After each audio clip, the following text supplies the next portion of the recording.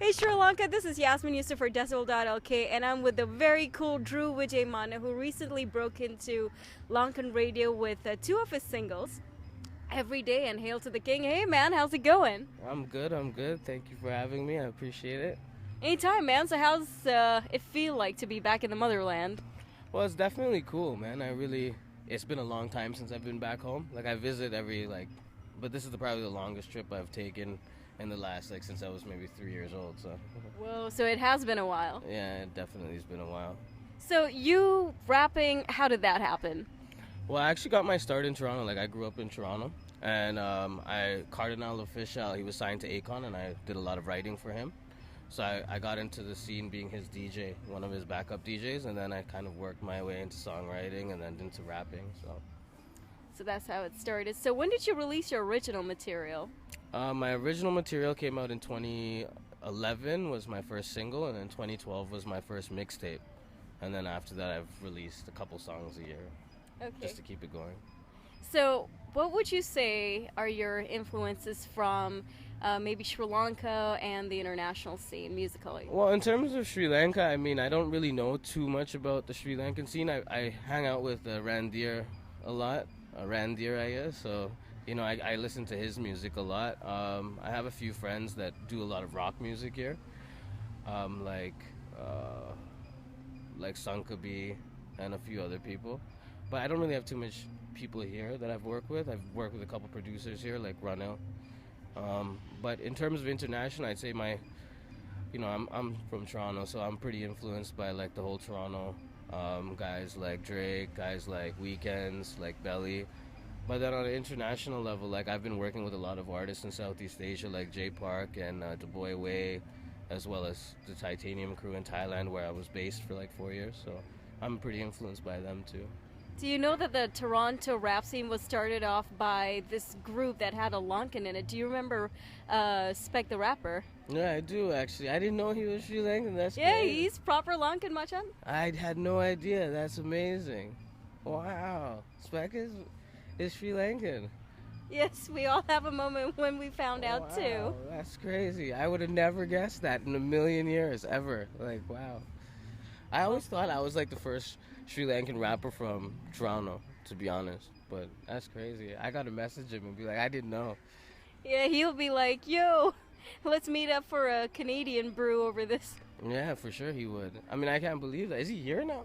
No, he's not been to Lanka in a while, but he's in, I think, the UAE or one of those places. Oh, okay, cool.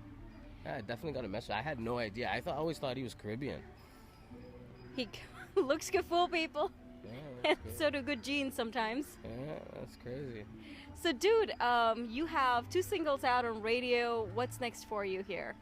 Well, I have a few projects coming out this year. Like, I executive produced an album for Du Bois Way, which is, like, the first single got, like, 14 million hits on YouTube already. We're releasing a few more singles than his album towards the end of the year. I'm probably going to release another album, hopefully towards the end of the year, but don't hold me to it. But if everything goes the way I want it to, then I'll definitely be releasing some new music. I have a few singles for sure that'll come out before the end of the year, but I would prefer to put out an entire album just because I like blocks of work. Okay. So what about maybe, have you checked out the Sri Lankan scene? I know there hasn't been too many rap gigs while you were here, but did you have a chance to check out some of the talent on SoundCloud, etc.? Yeah, definitely. I mean, I've actually looked at people like GOA.